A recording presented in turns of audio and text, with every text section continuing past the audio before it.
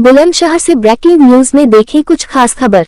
रक्षा मंत्री राजनाथ सिंह के भारत पाक पर दिए बयान पर बोले अभिनेता विंदु दारा सिंह, हम तो चाहते हैं कि शांति हो, लेकिन व्यापार और आतंकवाद एक साथ नहीं हो सकता है। विंदु दारा सिंह अश्लील कंटेंट पर बोले, पहले सेंसर होता था लेकिन अब मुश्किल है। विंदु दारा सिंह ओटीटी और मोबाइल फोन आने से ऐसा हो रहा है। विंदु दारा सिंह फिल्म बनानी बहुत महंगी हो गई है और थिएटर में लोग जाते नहीं है, इसलिए कम बन रही है। विंदु दारा सिंह जो अपनी पहचान बना लेता है, अच्छी चीजें परोसना उसका फर्ज। विंदु दारा सिंह हम बचपन से पेपर लीक होते देख रहे हैं, लेकिन पीएम मोदी ऐसा करेंगे कि कभी पेपर लीक नहीं होगा। विंदु दारा सिंह पेपर प्रिंट होने बंद होने चाहिए, ऑनलाइन पेपर होने चाहिए। विंदु दारा सिंह अभिनेता नसीरुद्दीन शाह पर कहा, कुछ लोगों के खून में एक पार्टी बसी हुई है। विंदु दारा सिंह जब तक ये लोग अच्छा काम करेंगे तब तक किसी का मौका नहीं आएगा। विंदु दारा सिंह मौके पर जानकारी देते हुए, विंदु दारा सिंह अभिनेता।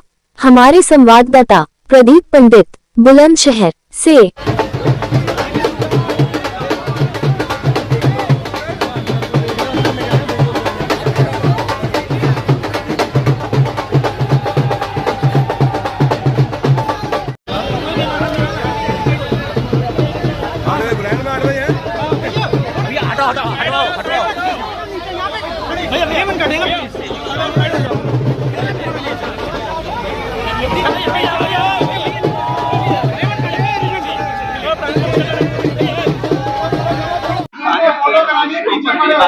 बात रखते हुए देश के रक्षा मंत्री राजनाथ सिंह ने कहा कि भारत पाकिस्तान से कोई बातचीत नहीं होगी, बातचीत अगर होगी तो वो पीओके को लेकर के।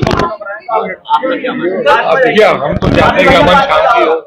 एक देश था, एक देश के टुकड़े हो गए, सारे भाई हैं, लेकिन जो पॉलिटिक्स है बहुत गंदी चीज है। वो कभी नहीं चाहेंगे कि अमन और शांति हो। तो इसीलिए राजनाथ जी ने जो बोला है कि भैया ऐसे नहीं चलेगा, लड़ाई तुम करते हो और बाद में बोलते हो दोस्ती भी चाहिए। जब तुम्हें चाहिए हमारे ट्रक भी वहां चले जाए, सामान भी ले जाए, और जब तुम्हें चाहिए आतंकवाद करो। ये सब बंद होना बहुत जरूरी है।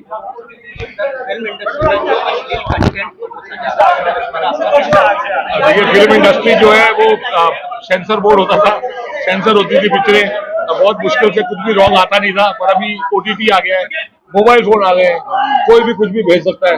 अब सेंसर करना बहुत मुश्किल है।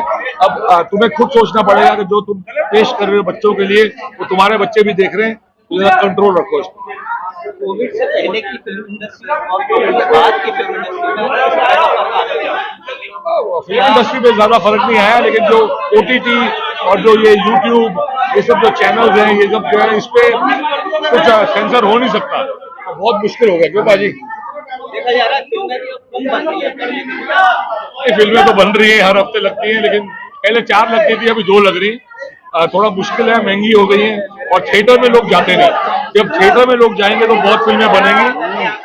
बहुत महंगी होती है फिल्म बनानी, तो थिएटर में जाना बहुत जरूरी है। Welcome to the jungle superhit हुई, धमाल सुपरहिट हुई, अब आएगी टॉक्सिक, वो भी सुपरहिट होगी। तो जितना थिएटर में जाना जाओगे उतनी अच्छी पिक्चरें मिलेगी। सर, आप क्या मानते हैं रियलिटी शो नए लोगों के लिए पहचान बनाने का एक आसान माध्यम? अभी तो आजकल कोई भी पहचान बना सकता है। यूट्यूब अपने सारे इन्फ्लुएंसर बन गए, पूरा इंडिया इन्फ्लुएंसर बन गया है। तो अपना जो भी अच्छा इसमें करेगा वो पहचान बनाएगा, और पब्लिक बहुत अक्लमंद है, शातिर है, वो समझ जाती है किसकी क्या औकात है, क्या किस तरीके से उसको फॉलो करना है, नहीं करना। तो जो आदमी अपनी पहचान बना लेता है, उसका फर्ज बनता है कि वो अच्छी चीजें परोसे, अच्छे सीख परोसे अगली जनरेशन के लिए, ना कि गाली गलौज उल्टी पुल्टी चीजें करें। नीट का पेपर लीक हुआ दिल्ली में, उसको लेकर प्रोटेस्ट हुआ, उसको लेकर बॉलीवुड लोग में बट आपने भी देखा होगा। नहीं, क्या आप पेपर लीक प्रदर्शन और सीजेपी का विरोध करते हैं? मैं आपको समझाना चाह रहा हूँ, बचपन से जब से हम कॉलेज स्कूल में पढ़ते थे तब से पेपर लीक हो रहे हैं। इंडिया में एक भी ऐसा साल नहीं गया जब पेपर लीक नहीं होते थे। तो इसको रोकने के लिए पहली बार हम जानते हैं कि हमारे जो प्रधानमंत्री है मोदी जी, इस बार जो वो निकालेंगे, जिंदगी में पेपर लीक वापस नहीं होगा। उन्हें ये नहीं समझ में आ रहा था कि ये जिंदगी भर इंडिपेंडेंस के बाद आज तक चल रहा है। तो जिसने भी नीट के पेपर लीक किए उनके तो पीछे पड़ेंगे ही पड़ेंगे, लेकिन अगर पेपर प्रिंट होंगे तो पेपर लीक होंगे। तो ये प्रिंटिंग वाला सिस्टम बंद करना पड़ेगा। ऑनलाइन कंप्यूटर पे ऑटोमेटिक मेरे हिसाब से पेपर आने चाहिए, लास्ट मोमेंट पर, किसी को भी पता नहीं होना चाहिए। अभिनेता नसीरुद्दीन शाह ने कहा है, अगर एक जाहिर इस मुल्क की रहनुमाई करे तो उसका दिल भी यही चाहेगा कि पूरा मुल्क उसकी तरह जाहिल ना समझ और नाकाबिल बने। क्या चक्कर ये है कि देखिए कई लोगों के खून में एक पार्टी बसी है। तो हम बचपन से जब से हम इंडिया में हैं, इंडिपेंडेंस जब से तब से कांग्रेस पार्टी थी, अब बीजेपी आ गई है। तो उनने बहुत साल राज किया, अब ये राज कर रहे हैं। तो उनके जो फॉलोअर है और जो उनको प्यार करते हैं, उनको लगता है इनको मौका क्यों नहीं मिल रहा। लेकिन जब कोई अच्छी तरह काम करता है तो लोग उसको हारने नहीं देते। जिस दिन ये लोग अच्छी तरह नहीं काम करेंगे उस दिन दूसरों का मौका आएगा, तब तक किसी का मौका नहीं।